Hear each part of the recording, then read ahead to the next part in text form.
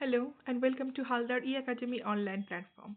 So in my previous class, I already had started the translation class and that was class number 1. So that was only a part of a paragraph, bigger paragraph, a story you may say. So today that will be the second class and the second paragraph translation of the same story. Okay. So I already have told you the rules and about how important it is the translation classes to attend and to practice as well, because I already told you that various competitive examinations you have to attain the translation part, which requires not only the skill in English but also the skill to understand the Bengali language properly so that you can translate not only the literal meaning but also the meaning that is contextual as well. Okay, so now directly go to the second part of the story for the translation. So here now the first sentence is কি বলছে দেখো আমরা প্রথম ক্লাসে আমরা last সেন্টেন্সটা কি দেখেছিলাম যে ভুবন যখন বইটা চুরি করেছিল স্কুল থেকে তোর মাসি যে ভুবনকে লালন পালন করেছিল তো তিনি কখনোই তাকে বইটা রিটার্ন করতে বললেন না বা তাকে এটাও বললেন না যে সে বুঝতে পেরেছে যে বইটা ভুবন চুরি করে এনেছে, কিছুই বললেন না। ভুবন যা বলল সেটাই বিশ্বাস করলো, সেটা ভুবনকে দেখালো। এরপরে দেখি কি হচ্ছে। ইহাতে ভুবনের সাহস বাড়িয়া গেল। ইহাতে মানে এইভাবে ভুবনের যে সাহস সেটা বেড়ে গেল।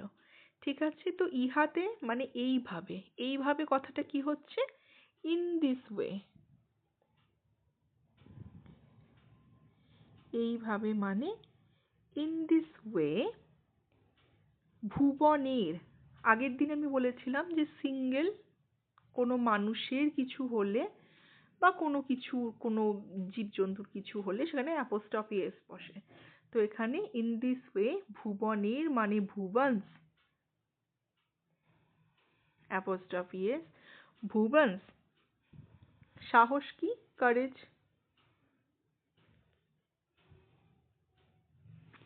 বাড়িয়া গেল কি, ইনক্রিজড। ঠিক আছে, ফুল স্টপ। তো এই সেন্টেন্সটা ভীষণ সহজ ট্রান্সলেশন করার। In this way Bhuban's courage increased, যেহেতু পাস্ট টেন্স তাই ইনক্রিজড হলো, এটা তো বুঝতেই পারছো। তো দেখি আমরা কি লেখা রয়েছে। দেখো, in this way Bhuban's courage increased.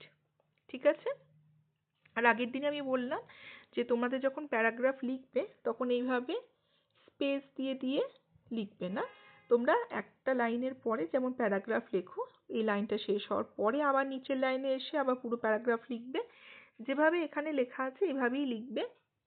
একটা একটা করে সেন্টেন্স এই জন্যই দেওয়া হয়েছে যাতে তোমাদের বুঝতে সুবিধা হয়, আর কিছুই না। ওকে, নেক্সট কি বলছে, সে যতদিন বিদ্যালয়ে ছিল সুযোগ পাইলেই চুরি করিত। আচ্ছা, এই করিতটা একসঙ্গে হবে, ঠিক আছে, করিত লেখাটা একসঙ্গে হবে। তো সে যতদিন বিদ্যালয়ে ছিল মানে এটা ট্রান্সলেশন কি হচ্ছে, as long as he was in school। যতদিন মানে as long as, সে হচ্ছে হি, এখানে ভুবন, বিদ্যালয়ে ছিল মানে was in school। তারপর কি বলছে, সুযোগ পাইলেই চুরি করিত। তো as long as he was in school, তারপর কমা হবে, বুঝতেই পারছো এখানে সেন্টেন্সটা একটু পজ নিচ্ছে, তো কমা হবে। he stole, চুরি করিত past form he stole, যখনই সুযোগ পেত কি হতো, whenever he, কে সুযোগ পেত, ভুবন, তো he সুযোগ পেত কি হচ্ছে past tense এ, got the chance। Full stop. তো as long as he was in school, সে যতদিন বিদ্যালয়ে ছিল, কমা পড়ছে কারণ এখানে পজ হচ্ছে। হি স্টোল, সে চুরি করিত যখনই সুযোগ পাইতো, whenever he got the chance, মানে সুযোগ পাইলেই, মানে যখনই সুযোগ পেত সে চুরি করিত। তো এইভাবে সেন্টেন্সটা তোমাদের সাজিয়ে লিখতে হবে। বেশ, দেখি। দেখো, as long as he was in school, he stole whenever he got the chance. Next, এই রূপে মানে হচ্ছে এইভাবে, সে বিলক্ষণ চোর হইয়া উঠিল। সে বিলক্ষণ চোর হইয়া উঠিল মানে সে চোর হইয়া উঠিল, যেটা মানে নিঃসন্দেহে একটা চোর হয়ে উঠিল। এই রূপে মানে কি হচ্ছে, in this form, in this form, FORM, হ্যাঁ, এটা কিন্তু ফ্রম নয়, ফর্ম, এই রূপে। In this form he became, সে হয়ে উঠেছিল, আ থিফ। দেখো, এখানে বিলক্ষণ চোর হইয়া উঠিল, বিলক্ষণ মানে সে পুরোপুরি চোর হলো। এবার আমরা এটা বাংলায় বলি যে বিলক্ষণ মানে একদম, ঠিক আছে? কিন্তু ইংরাজিতে আমি তো আর টোটাল থিপ বলতে পারি না, ফুললি থিপ বলতে পারি না, কমপ্লিট থিপ, দরকার হয় না, এই ধরনের কোনো মানে এখানে লেখার দরকার হয় না। তাই সিম্পলি আর থিপ লিখলেই হয়, ঠিক আছে? এখানে এমন কোনো ওয়ার্ড তোমাদের এখানে দরকার হবে না। আমি বলছি না যে সবকিছু ওয়ার্ড এখানে অ্যাপ্রোপ্রিয়েট হবে না, বাট দরকার হয় না। যেটা আমরা বাংলায় বলে থাকি সেখানে এখানে ইংলিশে স্রেফ থিপটাকে ট্রান্সলেশন করলেই হয়। তো in this form he became a থিপ, a total থিপ, a complete থিপ বা ফুললি থিপ, এই ধরনের কোনো কথা এখানে কিন্তু দরকারও পড়বে না, অ্যাপ্রোপ্রিয়েটও নয়। ওকে, তো দেখো কি বলছে, in this form he became a thief, ঠিক আছে? নেক্সট, সকলেই জানিতে পারিল ভুবন বড় চোর হইয়াছে। এবার দেখো,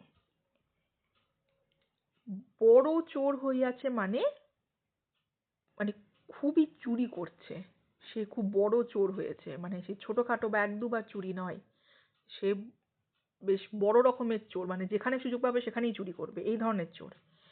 তো সকলেই জানিতে পারিল কি হচ্ছে, everyone.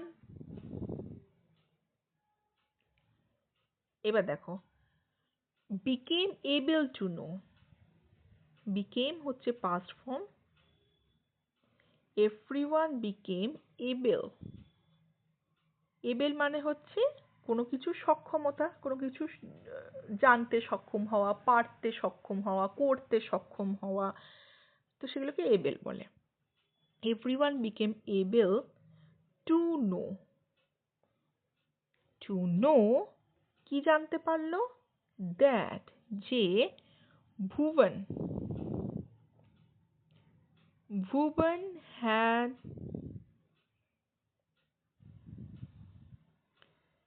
become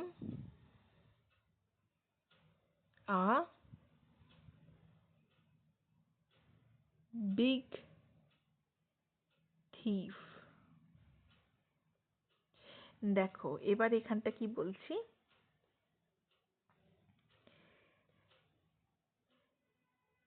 everyone became able, এই কথাটা কেন বললাম? আমরা কিন্তু সিম্পলি এটা লিখতে পারি না যে everyone knew, তার মানেটা কি হচ্ছে, আমি যদি লিখি যে everyone knew, তার মানেটা দাঁড়াচ্ছে যে প্রত্যেকেই জানতো, কিন্তু না, প্রত্যেকে জানতে পেরেছিল, যার জন্য কিন্তু everyone became able to know এই কথাটা আমি বললাম, ঠিক আছে? everyone knew মানে প্রত্যেকেই জানতে পেরেছিল, না সেটাকে আমাদের এখানে হবে না, মানে জানতে পেরেছিল না, সরি, প্রত্যেকে জানতো, কিন্তু সেটা তো হচ্ছে না, পরবর্তীকালে লোকে ধীরে ধীরে জানলো। তো everyone became able to know, কি জানতে পারলো, that Bhuban has become a big thief, ভুবন বড় চোর হয়েছে। দেখো, everyone became able to know জানতে পেরেছিল that Bhuban has become a big thief, ভুবন বড় চোর হয়েছে।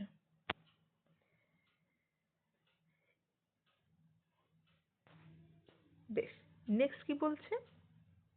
কাহারও কোনো দ্রব্য হারাইলে, মানে কারোর যদি কোনো কিছু হারাতো, দ্রব্য মানে কোনো জিনিস যদি হারাতো, সকলেই তাহাকে চোর বলিয়া সন্দেহ করিত। মানে সকলেই তখন কাকে? ভুবনকে চোর বলে সন্দেহ করত। এটা কি হবে? কাহারও কোনো দ্রব্য হারাইলে মানে ইফ সামওয়ান, মানে কাহারও, কোনো নির্দিষ্ট পার্সন নয়, তো সামওয়ান কাহারও। ইফ সামওয়ান লস্ট, যদি কেউ কোনো কিছু হারাতো, কোনো কিছুটা কি হচ্ছে? Something. If someone lost something, কারোর কোনো কিছু হারালে, আবার পজ হচ্ছে তো কমা পড়ছে, সকলেই কি হচ্ছে? এভরিওয়ান। এভরিওয়ান যেহেতু পাস্ট টেন্স, সাসপেক্টেড মানে সন্দেহ করিত। সাসপেক্টেড কাকে? ভুবনকে। ভুবন তাহাকে, তাহাকে মানে হিম, সাসপেক্টেড হিম। চোর বলিয়া মানে চোর হিসাবে সন্দেহ করত, অ্যাজ আ থিফ। তো কি হচ্ছে? ইফ সামওয়ান, যদি কেউ লস্ট সামথিং, কোনো কিছু হারাতো, কমা প্রত্যেককেই মানে সকলেই, এভরিওয়ান সাসপেক্টেড সন্দেহ করত, কাকে? তাহাকে মানে হিম, চোর বলিয়া, অ্যাজ আ থিফ। ওকে, দেখো, if someone lost something, everyone suspected him as a thief. Next, যদি ভুবন অন্য লোকের বাড়ি যাইতো, তো যদি ভুবন অন্য কারোর বাড়ি যেত, এটা কি হচ্ছে? ইফ ভুবন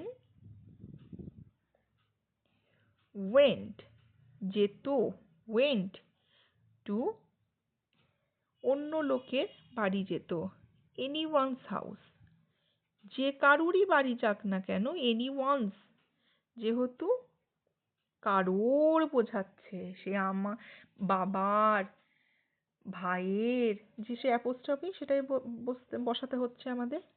সো যে কারোর বাড়িতে যদি সে যখন যেত, পাছে সে চুরি করে, মানে যদি সে চুরি করে, এই ভয়ে তাহারা মানে তারা অতিশয় সতর্ক হইত, মানে ভীষণ সাবধান হতো, এবং যথোচিত তিরস্কার মানে বেশ ভালো রকম বকাচকা দিত, ও প্রহার পর্যন্ত করিয়া মানে মারত অবধি, দিয়ে কি করতো? তাকে তাড়াইয়া দিত, মানে তাড়িয়ে দিত। মানে ভুবন যারই বাড়ি যেত, তারাই ভাবতো যে ভুবন মধ্যে চুরি করতে এলো, মানে সে এত বড়ই চোর হয়েছিল যে সে চুরি করা থেকে নিজেকে আটকাতেই পারতো না। তো তারাই তাকে বকতো বা মারতো, ইভেন দিয়ে বাড়ি থেকে বার করে দিত। এরকম অবস্থা হয়েছিল। তো কি? If Bhuban went to anyone's house, যদি অন্য কারুর বাড়ি যেত, তাহলে তারা কিসের জন্য সতর্ক হতো? দেখো, হাউসের পরে সেই পজ হচ্ছে কমা, দে, তারা উড বি, উড বি অতিশয় সতর্ক মানে ভেরি কেয়ারফুল। কিসের জন্য? কি ভেবে সতর্ক হতো? থিঙ্কিং, থিঙ্কিং কি থিঙ্ক করতো তারা? দ্যাট, যে, এবার দেখো, they would be very careful, এইখানটা আমাদের আগে করতে হচ্ছে। If Bhuban went to anyone's house, এটা করার পরে they would be very careful, তারা অতিশয় সতর্ক হতো। কি চিন্তা করে? Thinking that, thinking that he may steal, he may steal, এই thinking that he may steal মানে পাছে সে চুরি করে, মানে যদি সে চুরি করে, তাহলে তারা কি ভেবে সতর্ক হতো? যদি সে চুরি করে, thinking that he may steal, he may steal, সে চুরি করতে পারে, সে চুরি করেছে এমন নয়, সে চুরি করবেও এমন নয়, সে চুরি করতে পারে। মে এবং মাইট এই কথা দুটো আমরা কখন ইউজ করি? যখন কোনো কিছুর পসিবিলিটি থাকে, ঠিক আছে? তো তার জন্য থিঙ্কিং, তারা এটা ভেবে সতর্ক হতো যে সে চুরি করতে পারে, পসিবিলিটি আছে। এরপরে সেন্টেন্সটা দেখো কি হচ্ছে, কমা হয়ে গেল, হি মে স্টিল এর পর কমা। এবার দেখো এইটা করবো আমরা, এইটা ট্রান্সলেশন করবো এবার। হি মে স্টিল অ্যান্ড কমা হলো and used to drive him away, used to drive him away মানে কি করতে লোকে অভ্যস্ত ছিল? তাড়িয়ে দিতে অভ্যস্ত ছিল তারা। তারা তাড়িয়ে দিত প্রত্যেককে, they used to drive him away, তারা তাকে তাড়িয়ে দিত। কিসের জন্য? কি করে? যথোচিত তিরস্কার মানে উইথ, বকতো তাকে, মানে প্রচন্ড বকতো, খুব কথা শোনাতো বলতে পারো। উইথ ডিউ, তিরস্কার কি? রেপ্রিম্যান্ডস, REPRIMANDS, DS, উইথ ডিউ রেপ্রিম্যান্ডস, এবং প্রহার করিত মানে অ্যান্ড ইভেন, এমনকি তাকে মারতো, অ্যান্ড ইভেন প্রহার করিত। হি ওয়াজ মানে ভুবনকে কি হতো? ভুবন ওয়াজ বিটেন মানে সে মার খেত। যথোচিত মানে বেশ ভালো রকম ভাবে, বেশ ভালো রকম ভাবে তিরস্কারকে বলা হচ্ছে রিপ্রিমেন্ড, বেশ ভালো রকম ভাবে মার খাওয়াকে বলা হচ্ছে বিটেন সিভিয়ারলি, মানে ভালো রকম ভাবে মার খেত। ACVERELY, ভালো রকম ভাবে তারা মারতো এবং বিদেয় করতো। and used to drive him away with due reprimands, and even he was beaten মানে ভুবন মার খেত সিভিয়ারলি। ঠিক আছে? তো এটা ছিল আজকে সেকেন্ড ক্লাস ট্রান্সলেশনের। এইভাবে তোমরা ট্রান্সলেশনটা করো, আরও প্র্যাকটিস করো, যেটা আমি প্রত্যেকটা ক্লাসেই বলি, তাহলে দেখো অসুবিধা হবে না। লিটারাল মিনিংয়ের সঙ্গে তোমরা কিভাবে কনটেক্সচুয়াল মিনিংটাকে ট্রান্সলেট করবে সেটাও তোমরা দেখে নেবে। এগুলো প্র্যাকটিস করতে থাকলে আর প্রবলেম হবে না। তো এটা ছিল লাস্ট। আচ্ছা, লাস্ট এটা দেখিয়ে দিই।